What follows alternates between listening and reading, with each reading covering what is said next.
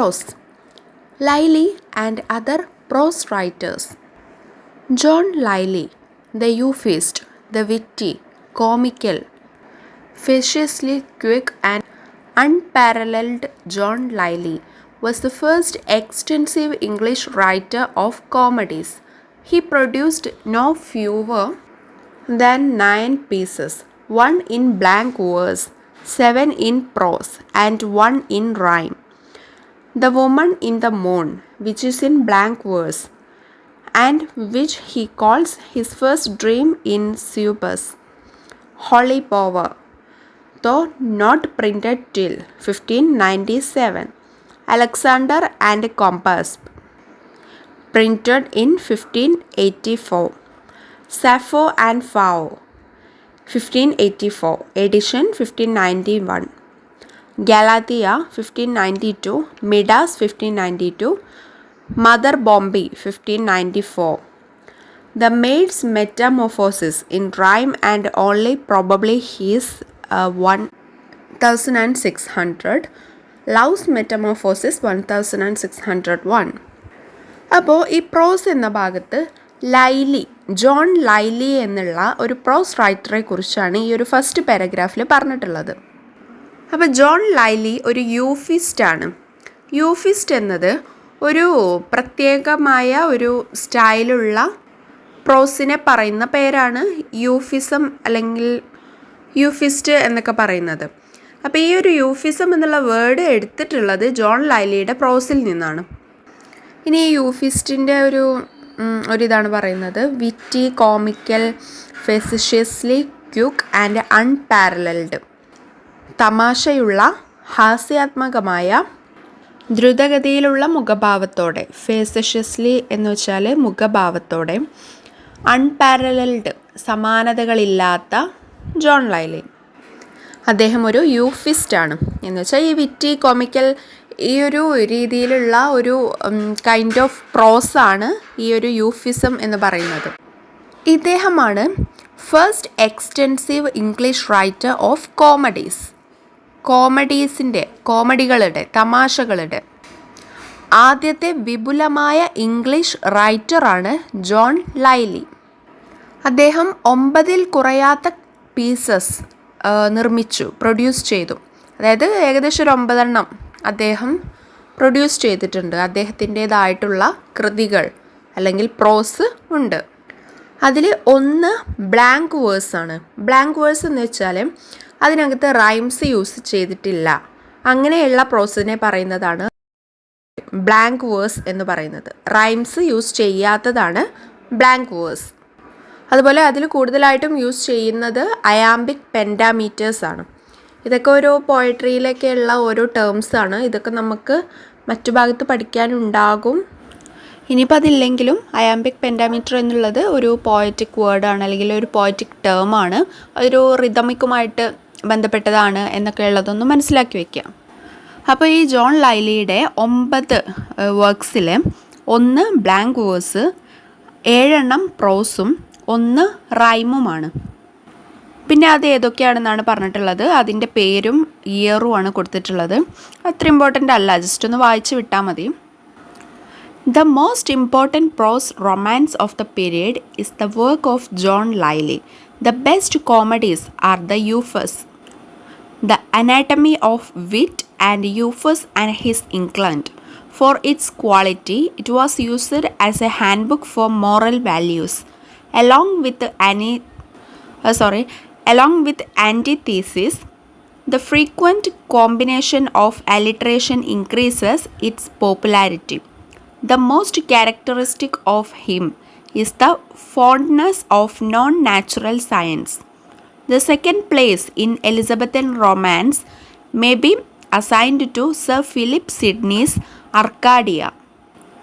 Thomas and Green followed Sidney in making their characters, but their style was largely dependent on Lyly. Next comes Thomas Nash, whose works were largely about the realistic and romance. Romantic പീരീഡിലെ അല്ലെങ്കിൽ romantic പ്രോസിലെ most important work എന്ന് പറയാവുന്നത് John ലൈലിയുടേത് തന്നെയാണ്. 18 നൂറ്റാണ്ടുകളിൽ യൂറോപ്പിൽ ഉണ്ടായിരുന്ന ഒരു കാലഘട്ടമാണ് റൊമാൻറ്റിക് പീരിയഡ് എന്ന് പറയുന്നത്. റൊമാൻറ്റിസിസം ഒക്കെ ഉരുത്തിരിഞ്ഞുണ്ടായ ആ ഒരു കാലഘട്ടം. അപ്പോൾ ആ സമയത്ത് ഉണ്ടായിരുന്ന ഒരു പ്രത്യേക തരത്തിലുള്ള പ്രോസ്, അതിന് റൊമാൻറ്റിക് പ്രോസ് അല്ലെങ്കിൽ പ്രോസ് റൊമാൻസ് എന്നൊക്കെ പറയും.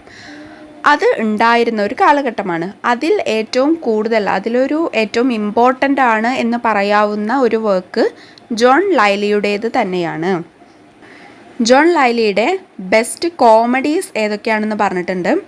യൂഫസ് ദ അനാട്ടമി ഓഫ് വിറ്റ് ഇതൊന്ന്, അടുത്തത് യൂഫസ് ആൻഡ് ഹിസ് ഇംഗ്ലണ്ട്. ഇത് രണ്ടുമാണ് ജോൺ ലൈലിയുടെ ഇമ്പോർട്ടൻ്റ് ആയിട്ടുള്ള അല്ലെങ്കിൽ ബെസ്റ്റ് കോമഡീസ് എന്ന് പറയാവുന്നത്. യൂഫസ് ദ അനാട്ടമി ഓഫ് വിറ്റ്, യൂഫസ് ആൻഡ് ഹിസ് ഇംഗ്ലണ്ട്. നമ്മൾ നേരത്തെ പറഞ്ഞിട്ടുണ്ടായിരുന്നു യൂഫിസ്റ്റ് എന്നുള്ളത്. അത് ജോൺ ലൈലിയുടെ വർക്ക്സിൽ നിന്നും എടുത്തിട്ടുള്ളതാണ് ആ ഒരു ടേം എന്നുള്ളതും നമ്മൾ പറഞ്ഞിട്ടുണ്ടായിരുന്നു. അപ്പോൾ ഈ രണ്ട് ബുക്സിൻ്റെയും പേര് ഒന്ന് നോക്കിയേ. അതിലുണ്ടല്ലോ തുടക്കത്തിൽ യൂഫേഴ്സ് എന്നുള്ളത്. അപ്പോൾ ഈ യൂഫേഴ്സ് എന്നുള്ളത് ബന്ധപ്പെട്ടിരിക്കുന്നത് ജോൺ ലൈലിയുമായിട്ടാണ് എന്നുള്ളത് ഒന്ന് ഓർത്ത് വയ്ക്കുക. ഇപ്പം നമ്മൾ നേരത്തെ പറഞ്ഞ രണ്ട് ബുക്സും, യൂഫസ് ദ അനാട്ടമി ഓഫ് വിറ്റും യൂഫസ് ആൻഡ് ഹിസ് ഇംഗ്ലണ്ട്, ഈ രണ്ട് ബുക്സും അതിൻ്റെ ക്വാളിറ്റി കൊണ്ട്, ക്വാളിറ്റി എന്ന് വെച്ചാൽ ഗുണമേന്മ, അതിൻ്റെ ഗുണമേന്മ കൊണ്ട് മോറൽ വാല്യൂസിനുള്ള ഒരു ഹാൻഡ് ബുക്കായിട്ട് ഉപയോഗിക്കുന്നുണ്ട്. മോറൽ വാല്യൂസ് എന്ന് വെച്ചാൽ ധാർമ്മിക ബോധങ്ങൾ അല്ലെങ്കിൽ ധാർമ്മിക മൂല്യങ്ങൾ, സദാചാര മൂല്യങ്ങൾ എന്നൊക്കെ പറയുന്നതാണ് മോറൽ വാല്യൂസ്. മോറൽ വാല്യൂസിൻ്റെ ഒരു ഹാൻഡ് ബുക്കായിട്ട് ഇത് യൂസ് ചെയ്യുന്നുണ്ട് അതിൻ്റെ ക്വാളിറ്റി കൊണ്ട്. ഓക്കെ, ഇത് മാത്രമല്ല അലിട്രേഷൻ്റെ ഒരു കോമ്പിനേഷൻ അതിൽ കൂടുതലായിട്ട് ഉപയോഗിക്കുന്നുണ്ട്. ലിട്രേഷൻ മീൻസ് ഒരു അനുകരണം, അതും ഒരു പൊയറ്റിക്കൽ ടേം തന്നെയാണ്.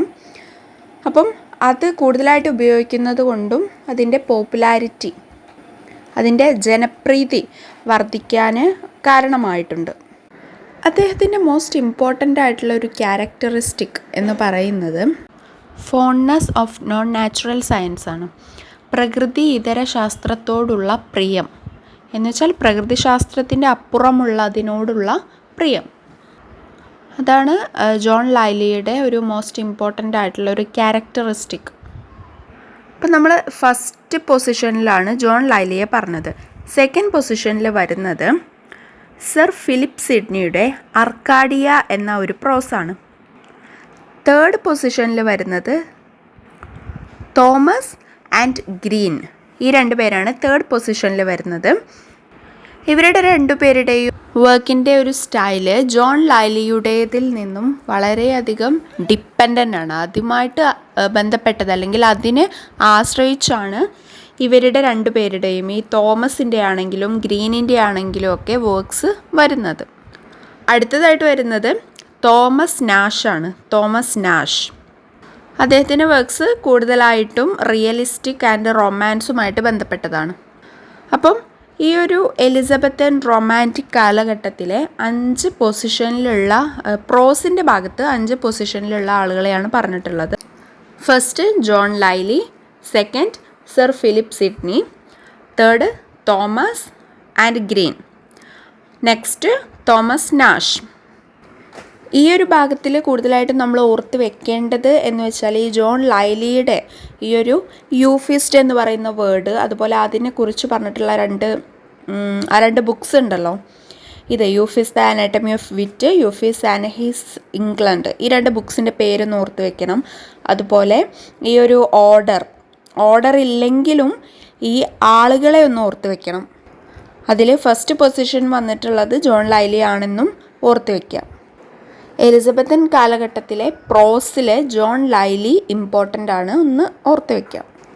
ഇനി അടുത്ത ഭാഗം ബേക്കോൺ ആൻഡ് ഹിസ് എസ്സേസ്. ഈ ഒരു ഭാഗം പല തവണ എക്സാമിന് ചോദിച്ചിട്ടുള്ളതാണ്. അപ്പോൾ ഈ ഒരു ഭാഗം നമുക്ക് കുറച്ച് ഡീറ്റെയിൽ ആയിട്ട് തന്നെ നോക്കാം. Sir Francis Bacon was an English lawyer, statesman, essayist, historian, intellectual reformer, philosopher and champion of modern science. കണ്ടല്ലോ, ഇത്രയും കാര്യങ്ങളായിരുന്നു സർ ഫ്രാൻസിസ് ബേക്കോൺ. ഒരു ഇംഗ്ലീഷ് ലോയർ ആയിരുന്നു. ലോയർ എന്ന് വെച്ചാൽ വക്കീൽ, advocate. Statesman, essayist, historian, intellectual reformer, philosopher, തത്വചിന്തകൻ, and champion of modern science. Modern സയൻസിൻ്റെ, ആധുനിക ശാസ്ത്രത്തിൻ്റെ ചാമ്പ്യനായിരുന്നു.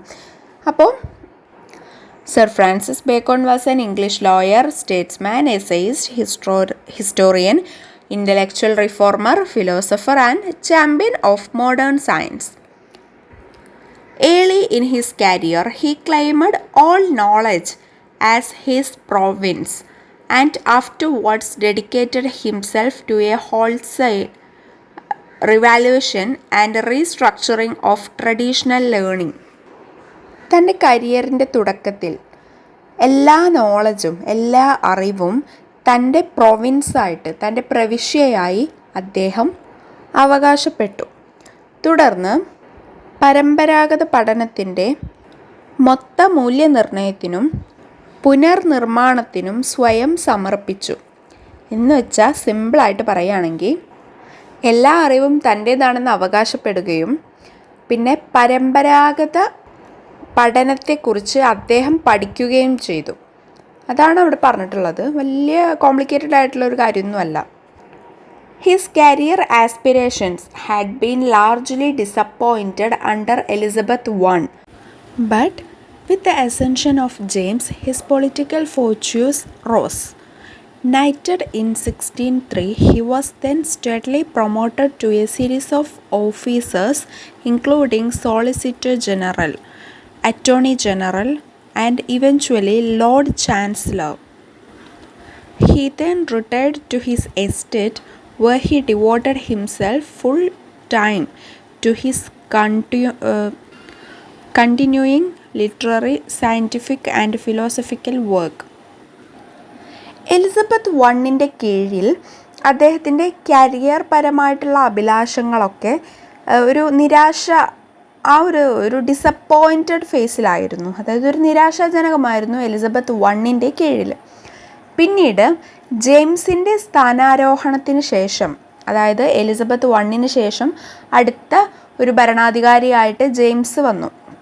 ആ ജെയിംസിൻ്റെ ഭരണത്തിൽ അദ്ദേഹത്തിൻ്റെ രാഷ്ട്രീയ ഭാഗ്യം ഉയർന്നു അല്ലെങ്കിൽ ഉണർന്നു. Political fortunes rose. അദ്ദേഹത്തിൻ്റെ എന്ന് പറയുന്നത് ഫ്രാൻസിസ് ബേക്കണിൻ്റെ. അങ്ങനെ അദ്ദേഹം 1603 ഒരു നൈറ്റായി, ഒരു പടയാളിയായി. അതുപോലെ അദ്ദേഹം ഒരു സീരീസ് ഓഫ് പ്രൊമോഷൻസ് അദ്ദേഹത്തിന് ലഭിച്ചു. അങ്ങനെ അദ്ദേഹം വർക്ക് ചെയ്തിട്ടുള്ള ഓരോ പൊസിഷൻസാണ് പിന്നീട് പറഞ്ഞിട്ടുള്ളത്. Solicitor general, attorney general, eventually Lord chancellor വരെ ആയിട്ടുണ്ട് അദ്ദേഹം. അപ്പോൾ 1603 ഒരു പടയാളിയായി കയറിയ അദ്ദേഹത്തിന് 1607 സോളിസിറ്റർ ജനറലായി, 1613 അറ്റോർണി ജനറലായി, 1618 ലോർഡ് ചാൻസലറായിട്ടും അദ്ദേഹത്തിന് സ്ഥാനങ്ങൾ ലഭിച്ചു. പിന്നീട് അദ്ദേഹം വിരമിച്ചു, റിട്ടയറായി. പിന്നീട് അദ്ദേഹത്തിൻ്റെ എസ്റ്റേറ്റിലായിരുന്നു താമസിച്ചിരുന്നത്. അവിടെ അദ്ദേഹത്തിന് ഫുൾ ടൈമും തുടർ സാഹിത്യ, ശാസ്ത്ര, തത്വചിന്തകൾക്കായിട്ടൊക്കെ മാറ്റിവെച്ചു. He died in 1626, leaving behind a cultural legacy that, for better or worse, including most of the foundation for the triumph of technology and for the modern world as we currently know it. അങ്ങനെ 1626 അദ്ദേഹം അന്തരിച്ചു. നല്ലതോ ചീത്തതോ ആയ ഒരു സാംസ്കാരിക പൈതൃകം അവശേഷിപ്പിച്ചുകൊണ്ട്. അതായത് അദ്ദേഹത്തിൻ്റെ മരണത്തെ ഒരു പോയറ്റിക്കലായിട്ട് പറഞ്ഞിട്ടുള്ളതാണ്. ഒരു നല്ലതോ ചീത്തതോ ആയ ഒരു സാംസ്കാരിക പൈതൃകത്തെ അവശേഷിപ്പിച്ചുകൊണ്ട് അദ്ദേഹം 1626 മരണമടഞ്ഞു. കൾച്ചറൽ ലെജസി, സാംസ്കാരിക പൈതൃകം. ഈ ഒരു നല്ലതോ ചീത്തതോ ആയ സാംസ്കാരിക പൈതൃകം എന്നത് ഉദ്ദേശിക്കുന്നത് it includes most of the foundation for the triumph of technology and for the modern world as we currently know it എന്ന് പറയുന്നുണ്ട്. അതായത് സാങ്കേതിക വിദ്യയുടെയും ആധുനിക ലോകത്തിൻ്റെയും വിജയത്തിനായുള്ള അടിത്തറയുടെ ഫൗണ്ടേഷൻ്റെ ഭൂരിഭാഗവും ഉൾപ്പെടുന്നുണ്ട്. അതായത് അദ്ദേഹം ഒരു റിട്ടയറായി നിൽക്കുന്ന സമയത്ത് സയൻറ്റിഫിക്കായിട്ടും ഫിലോസഫിക്കലായിട്ടും അങ്ങനെ പല കാര്യങ്ങളിലും അദ്ദേഹം പ്രവർത്തിച്ചിട്ടുണ്ടായിരുന്നു. അപ്പോൾ അതിൻ്റെയൊക്കെ ഭാഗമായിട്ട് അദ്ദേഹം അന്തരിച്ച സമയത്ത് അതിൻ്റെയൊക്കെ ഒരു ഇൻഫ്ലുവൻസ് നമ്മുടെ ഈ ഒരു മോഡേൺ വേൾഡിൽ ഇപ്പോഴും ഉണ്ട് എന്നുള്ളതാണ് പറയുന്നത്. Bacon's style, though elegant, is by no means as simple as it seems or as it is often described. In fact, it is actually a fairly complex affair that achieves its air of ease and clarity more through its balanced cadences, natural metaphors, and carefully arranged symmetries than through the use of plain words, commonplace ideas, and straightforward syntax. The important prose writer of this time is Bacon. Francis Bacon was born on 22nd January 1561.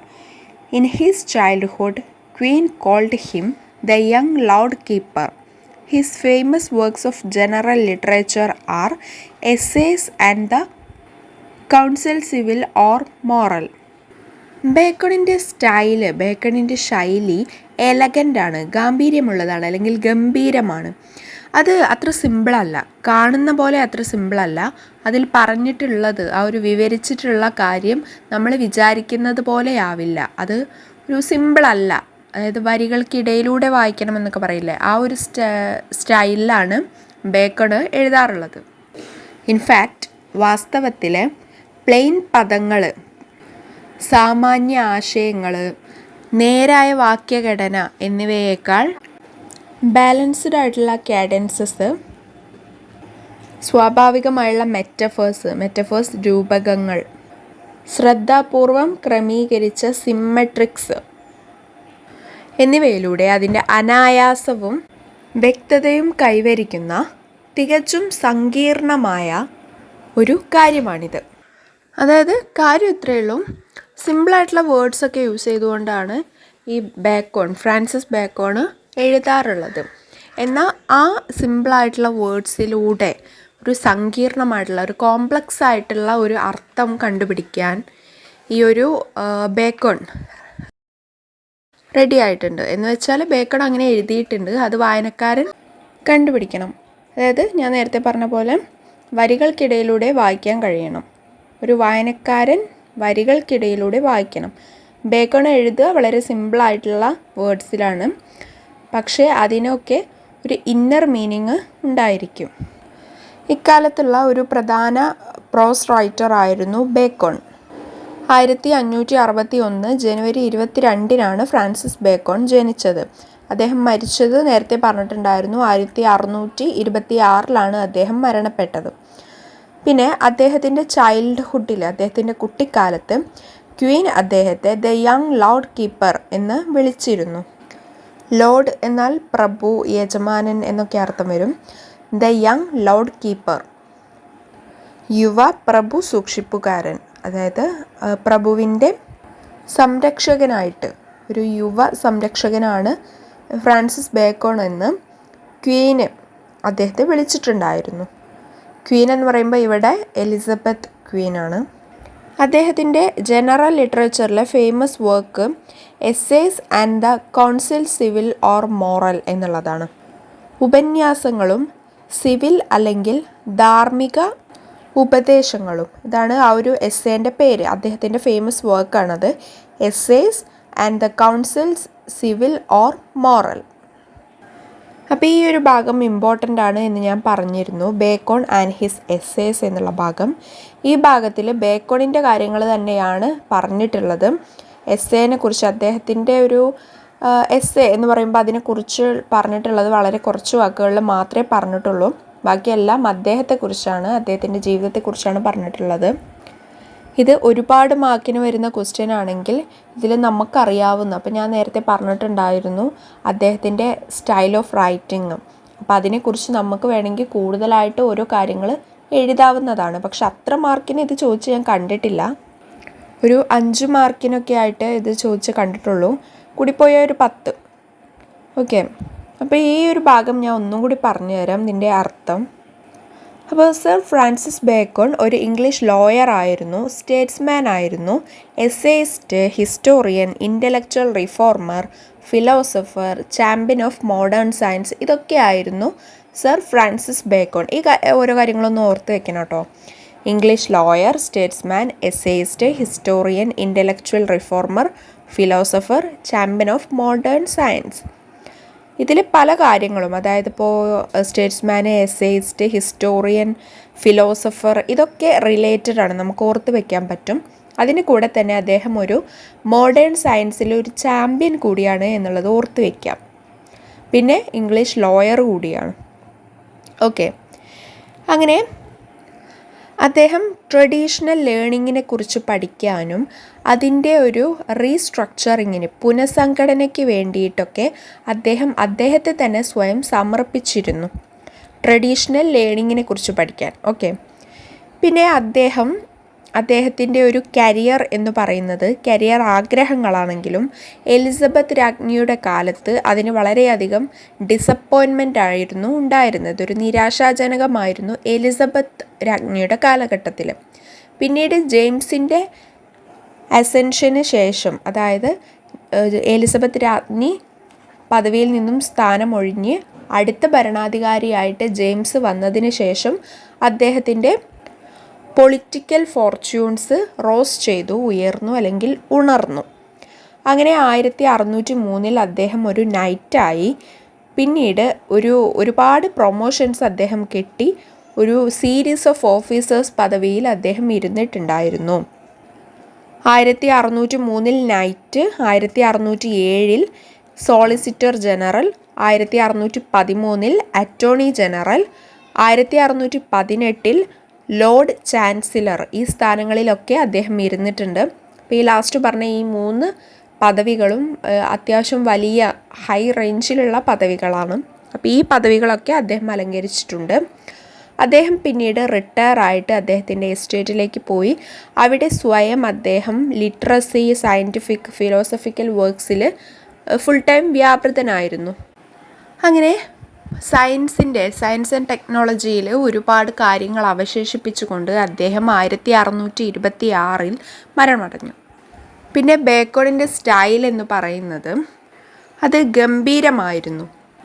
ലളിതമാണെങ്കിലും അതിൽ സങ്കീർണതകൾ ഉൾപ്പെട്ടിരുന്നു. അത് കാണുന്ന പോലെ അത്ര ലളിതമായിരുന്നില്ല, അത് വളരെയധികം കോംപ്ലക്സ്ഡ് ആയിരുന്നു. വരികൾക്കിടയിലൂടെ വായിക്കേണ്ടതായിരുന്നു എന്നുള്ള ആ ഒരു സെൻറ്റൻസ് കൂടെ അവിടെ വേണമെങ്കിൽ കൂട്ടിച്ചേർക്കാം. ഇംഗ്ലീഷിൽ അതിന് റീഡ് ബിറ്റ്വീൻ ദ ലൈൻസ് എന്ന് പറയും. പിന്നെ പറഞ്ഞിട്ടുള്ളത് ഈ കാലഘട്ടത്തിലെ ഒരു പ്രധാനപ്പെട്ട പ്രോസ് റൈറ്റർ ആയിരുന്നു ഫ്രാൻസിസ് ബേക്കൺ. 1561 ജനുവരി 22 ഫ്രാൻസിസ് ബേക്കൺ ജനിച്ചത്. അദ്ദേഹത്തിൻ്റെ ചൈൽഡ്ഹുഡിൽ ക്വീൻ എലിസബത്ത് രാജ്ഞി അദ്ദേഹത്തെ ദ യങ് ലോർഡ് കീപ്പർ എന്ന് വിശേഷിപ്പിച്ചിരുന്നു അല്ലെങ്കിൽ വിളിച്ചിരുന്നു. അദ്ദേഹത്തിൻ്റെ ഫേമസ് വർക്കാണ് essays and the counsel civil or moral എന്നുള്ളത്. ഇത്രയും കാര്യങ്ങളാണ് ഈ ബേക്കൺ ആൻഡ് ഹിസ് എസ്സേസ് എന്നുള്ള ഭാഗത്തിൽ പറഞ്ഞിട്ടുള്ളത്. ഇനി അടുത്തത് other prose of the period. ഈ ഒരു പീരീഡിലെ ഏജ് ഓഫ് ഷേക്സ്പിയർ എന്നുള്ള ഭാഗത്താണ് നമ്മളിപ്പോൾ പഠിച്ചുകൊണ്ടിരിക്കുന്നത്. ആ ഒരു പീരീഡിലെ other prose writers of the period are Raphael Holinshed, Richard Hakluyt and Richard Hooker. ഇവരൊക്കെ ആയിരുന്നു ഈ ഒരു കാലഘട്ടത്തിലുള്ള, ഈ ഒരു പീരീഡിലുള്ള other prose writers. Okay, Raphael Holinshed, Richard Hakluyt and Richard Hooker. ഇനിയൊരു റീക്യാപ്പ് പറഞ്ഞിട്ടുണ്ട്. ഈ ഒരു ഷേക്സ്പിയറിയൻ ഏജിലുള്ള ഈ ഒരു ചാപ്റ്ററിൻ്റെ തന്നെ റീക്യാപ്പാണ്. The age of Shakespeare falls in to 3 divisions. Age of Shakespeare എന്ന് പറയുന്നത് 3 ഡിവിഷൻസ് ആയിട്ട് ഡിവൈഡ് ചെയ്തിട്ടുണ്ട്. അത് നമ്മൾ തുടക്കത്തിൽ പറഞ്ഞിട്ടുണ്ടായിരുന്നു അല്ലേ, ഫസ്റ്റ് പാർട്ടിൽ. ആദ്യത്തെ ഡിവിഷനിൽ പെടുന്നത് 21 വർഷങ്ങളാണ്. അത് ക്യൂവിൻ്റെ ഭരണം, ആ ഒരു സമയത്തുള്ള 21 വർഷങ്ങളാണ് ഫസ്റ്റ് പീരീഡ്. രണ്ടാമത്തെ പീരീഡ് എന്ന് പറയുന്നത് 24 വർഷങ്ങളാണ്.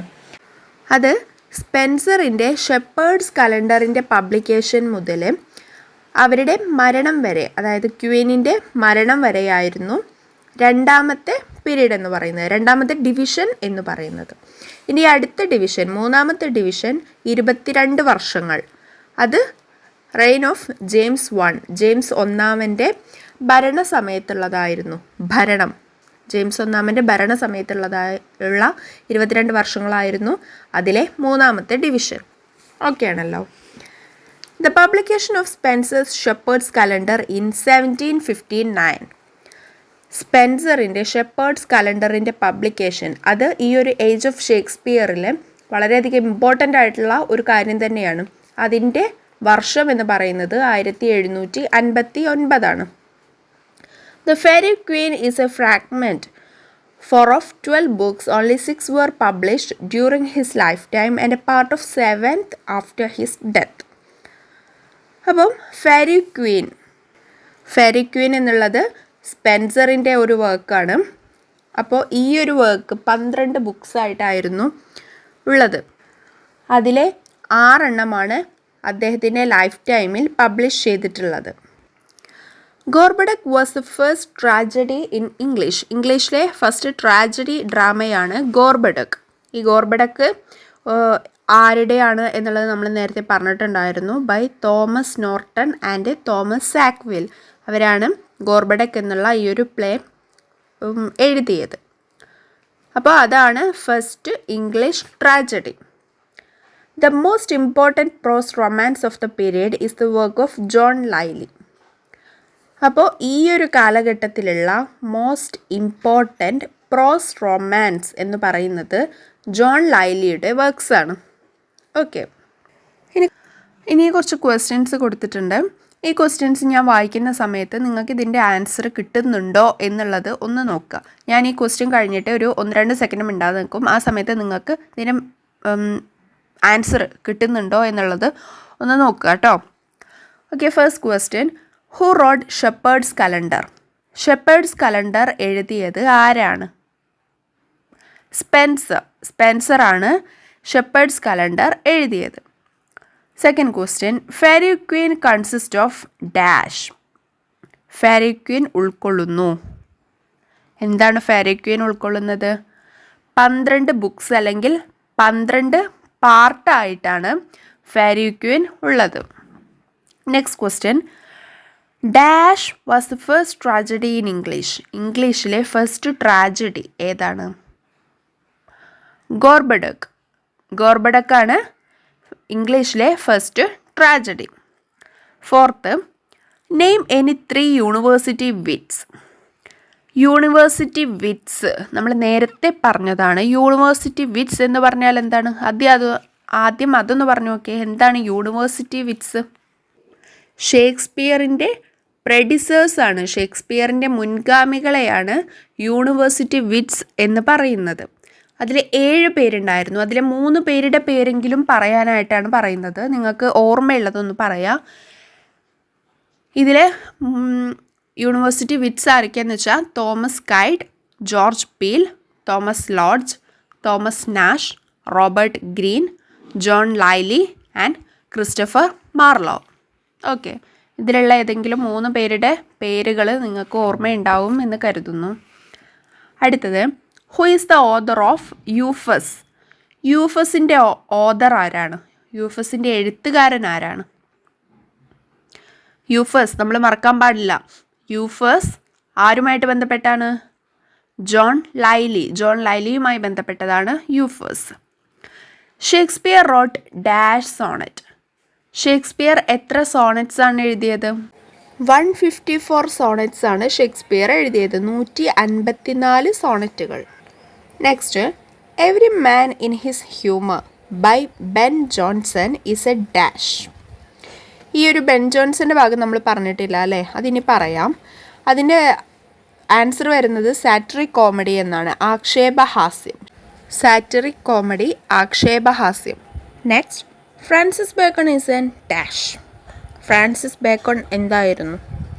കുറേ കാര്യങ്ങൾ പറഞ്ഞിട്ടുണ്ട് അല്ലേ? Francis Bacon is a English lawyer, statesman, essayist, historian, intellectual reformer, philosopher and champion of modern science. Okay, അടുത്ത് whose essays were marked as infinite riches in a little room. ഈ ഒരു കാര്യം നമ്മുടെ ഭാഗത്ത് പറഞ്ഞിട്ടൊന്നുമില്ല, പക്ഷെ ഇത് പറയുന്നത് ഫ്രാൻസിസ് ബേക്കോണെ കുറിച്ചാണ്. അപ്പോൾ ഫ്രാൻസിസ് ബേക്കോണിൻ്റെ എസ്സേ പറയുന്നതാണ് infinite riches in a little room. Okay, അതൊന്ന് ഓർത്ത് വയ്ക്കാം. Next, Faerie Queene was written by dash. Faerie Queene എഴുതിയത് ആരാണ്? സ്പെൻസറിൻ്റെ വർക്കാണ് ഫെയറി ക്വീൻ. ഓക്കെ, അപ്പോൾ ഈ ഒരു ഏജ് ഓഫ് ഷേക്സ്പിയറിലെ ഭാഗം കംപ്ലീറ്റ് ആയിട്ടുണ്ട്. ബെൻ ജോൺസൺ എന്നുള്ള ഒരു പോർഷൻ പറയാൻ വിട്ടുപോയിട്ടുണ്ട്, അത് ഞാൻ പറയാം കേട്ടോ. ഇനി അടുത്ത ഭാഗങ്ങൾ കണ്ടിന്യൂ ചെയ്യുന്നതായിരിക്കും. Thank you.